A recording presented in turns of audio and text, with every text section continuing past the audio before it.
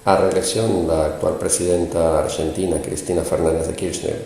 tras as eleccións presidenciais e legislativas celebradas neste país sudamericano o pasado domingo 23 de outubro,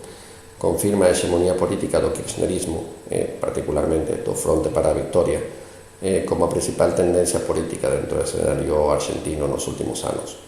Unha tendencia política moi motivada por o apoio dos sectores peronistas de esquerda, de diversos grupos políticos de esquerda e movimentos como os piqueteros,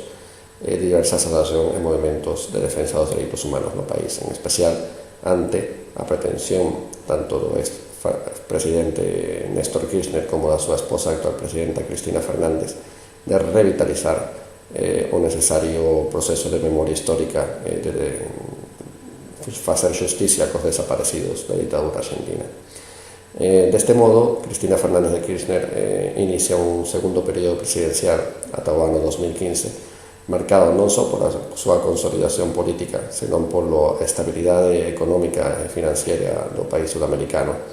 con niveis de crecemento sumamente importantes, en torno ao 8-9% nos últimos anos. É unha situación de estabilidade política, social e económica que lle permite fortalecer a popularidade da actual presidenta, xusto un ano despois da morte do seu esposo e expresidente.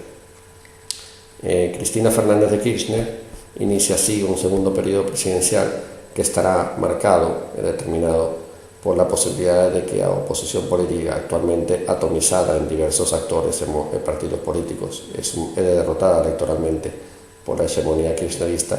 logre recuperarse a través da figura do líder de centro-dereita Mauricio Macri, actual gobernador da provincia de Buenos Aires,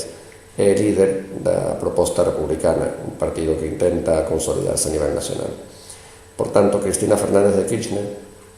abre un segundo período presidencial a sabendas de que constitucionalmente non poderá volver a presentarse a presidencia no 2015, a menos de que os seus apoios políticos no Congreso logren reformar a Constitución que lle permita presentarse cara a unha nova reelección. Un aspecto sumamente polémico dentro do actual escenario político latinoamericano, especialmente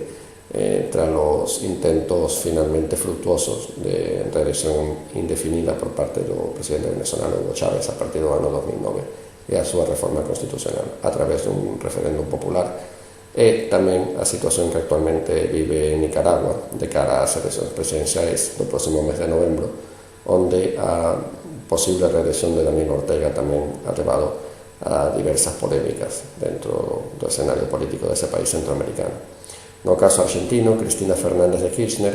inicia un segundo período presidencial con moitas cartas ao seu favor, pero que principalmente estará determinada pola posibilidade de reforma constitucional para presentarse a unha nova reelección no 2015, ou ben, en caso contrario,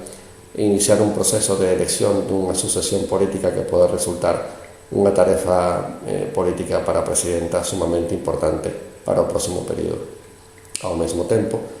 restará por ver cal é a capacidade da oposición argentina, neste caso, ante o eventual ascenso de Mauricio Macri, como a principal alternativa para vencer ao kirchnerismo que, despois de 12 anos, segue a considerarse como a tendencia política máis importante do país sudamericano. Por lo tanto, moitos retos para a presidenta Cristina Fernández de Kirchner no próximo período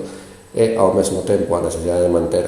a estabilidade económica e financiera que vive a Argentina nos últimos anos, producto desta política de estrategia económica do kirchnerismo, de tentar estabilizar a economía, os mercados internacionais e a sociedade argentina a través dunha maior redistribución dos ingresos fiscais.